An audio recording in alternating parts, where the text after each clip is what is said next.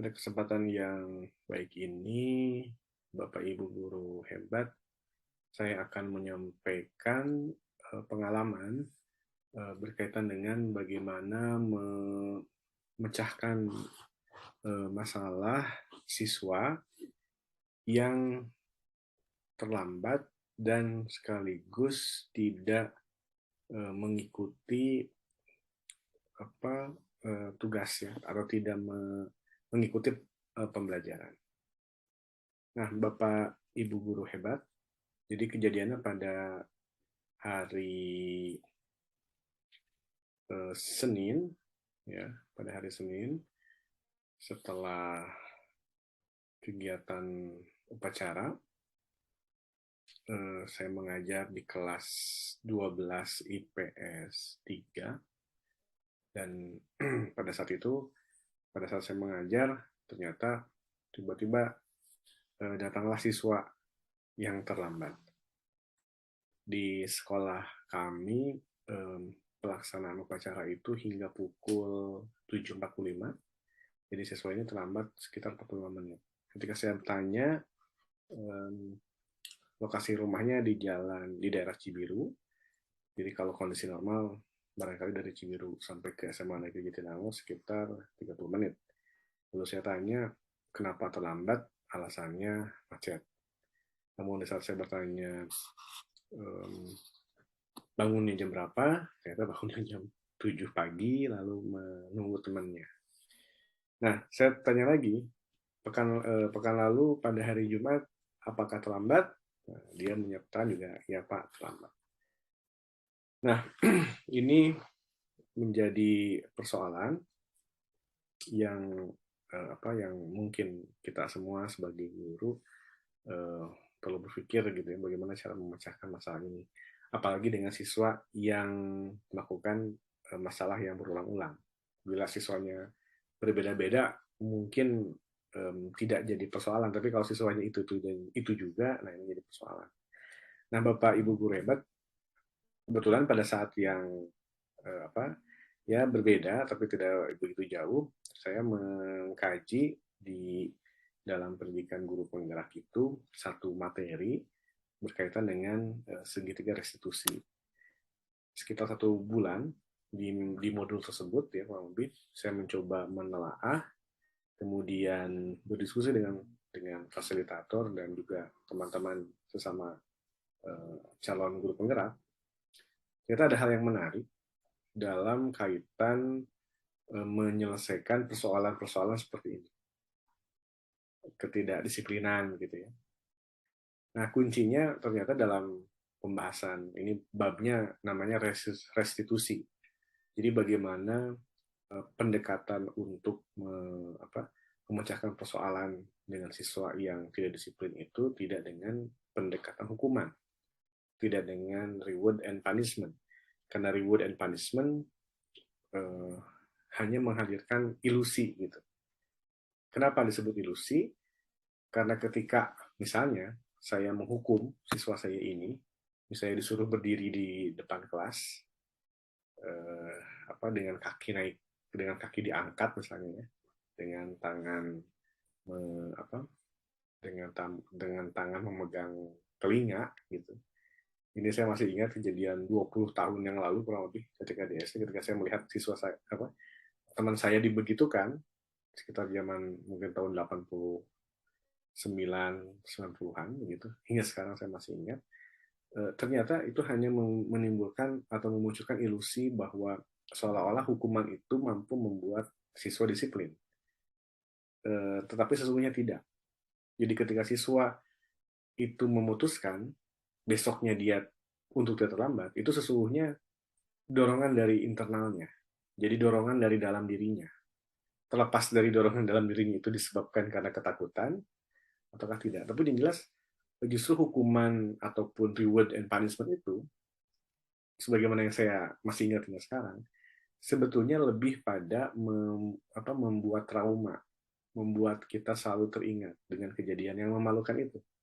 Dan dengan memalukan itu, bisa jadi ada yang memunculkan dendam, bisa juga yang memunculkan trauma, dan juga hal-hal lainnya yang sebetulnya dan tujuan untuk menghadirkan siswa yang sadar itu tidak tercapai.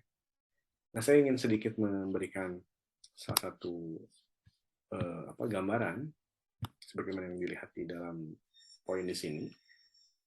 Nah, ini pendekatan yang cukup baik ya untuk menggantikan pendekatan hukuman yang kita sebut dengan segitiga restitusi.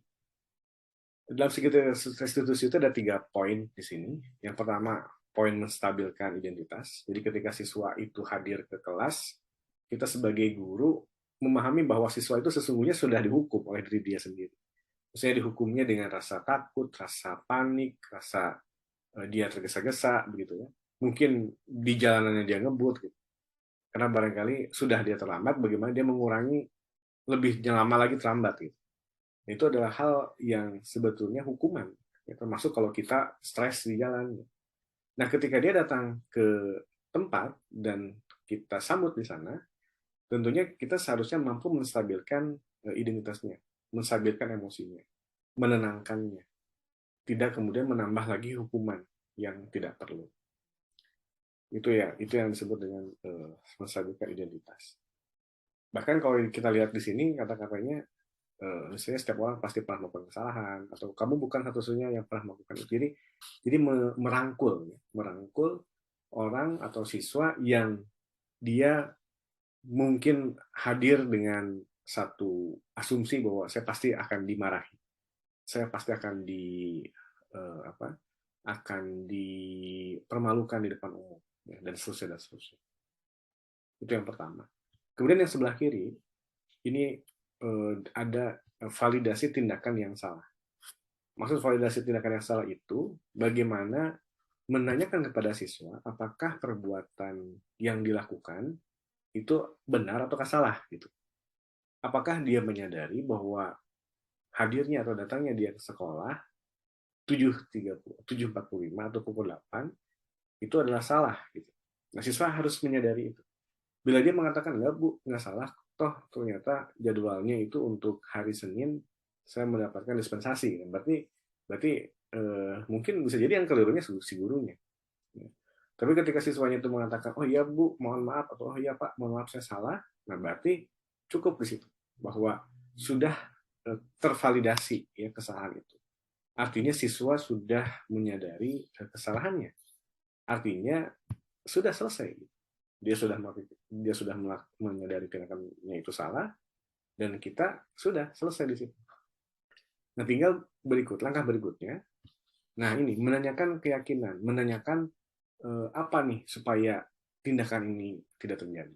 Jadi bila dia tahu bahwa itu salah, nah sekarang yuk bagaimana? Apa yang bisa kita lakukan agar tindakan yang salah itu nggak terjadi? Misalnya kalau tadi dicontohkan, bila dia bangun jam 7 pagi, berarti ada persoalan jam berapa dia tidur. Ternyata misalnya tidurnya itu dia baru tidur pukul 2 dini hari. Nah, berarti ketika kita tanya, apa yang bisa dia lakukan agar tidak terulang lagi, mungkin dia akan mengatakan, oke Pak, saya tidurnya jam pukul 10 misalnya, pukul 10 malam. Selain saya tidur pukul 10 malam, saya mencoba membunyikan alarm. Saya membunyikan alarm, dia meminta kepada orang tuanya untuk membangunkan dia tidur. Artinya tidak dikunci pintu kamarnya. Atau juga yang keempat, dia meminta kepada temannya untuk membangunkan dia melalui handphone, atau mungkin datang ke rumahnya, berbarengan ya pergi ke sekolah. Jadi bahkan ada 4 cara yang bisa dilakukan oleh anak itu, dan itu muncul dari mulutnya gitu untuk tidak melakukan tindakan tersebut. Nah, Bapak Ibu guru hebat, pada kasus saya ini kebetulan kejadiannya kemarin ya, hari Senin. Jadi kebetulan mungkin nanti saya akan ketemu lagi di beberapa hari ke depan, dan saya ingin lihat, atau mungkin pekan depan di saat pelajaran bahasa Inggris ini ada di jam pelajaran pertama, nanti saya akan coba cek apakah cara ini berhasil ya, ataukah tidak berhasil. Seandainya pun tidak berhasil, ya saya akan mengulangi lagi pertanyaannya, menanyakan dulu alasannya. Alasannya apa sehingga terlambat? Apakah dia menyadari bahwa itu salah? Terus kalau misalnya dia menyadari bahwa itu salah, kira-kira apa yang bisa dia lakukan supaya tidak lagi terulang? dan begitu seterusnya. Tapi saya berharap dan saya berkeyakinan nampaknya akan berhasil begitu ya, akan berhasil. Nah, satu hal lagi, cara ini atau restitusi ini berfungsi untuk menumbuhkan kesadaran. Jadi kesadaran atau motivasi intrinsik bahwa siapapun kita, ya, manusia itu didrive oleh keyakinan dalam diri kita. Ketika kita meyakini sesuatu itu baik dan harus dilakukan, maka itulah yang akan kita pegang. Dan motivasi intrinsik inilah yang seharusnya disentuh oleh guru, juga oleh sekolah dalam mendidik anak. Dikarenakan sekolah itu bukan tempat menghukum, sekolah bukan tempat untuk hitam dan putih, tetapi sekolah, sebagaimana kayaknya Dewan telah sebutkan, dia merupakan tempat persemaian kebiasaan-kebiasaan positif, hal-hal yang positif, ya, budaya positif, bahkan disiplin positif, sehingga ketika kita mendapati siswa-siswi kita melanggar kesepakatan, bukan dengan tindakan hukuman gitu, untuk menanggulanginya, tapi dicari permasalahannya apa, dan dicari jalan keluarnya apa, sehingga permasalahan itu tidak terulang lagi. Itu barangkali Bapak Ibu guru hebat, pengalaman dari saya, mudah-mudahan bisa menjadi inspirasi yang dapat dilakukan di sekolah Bapak Ibu. Terima kasih. Assalamualaikum warahmatullahi wabarakatuh.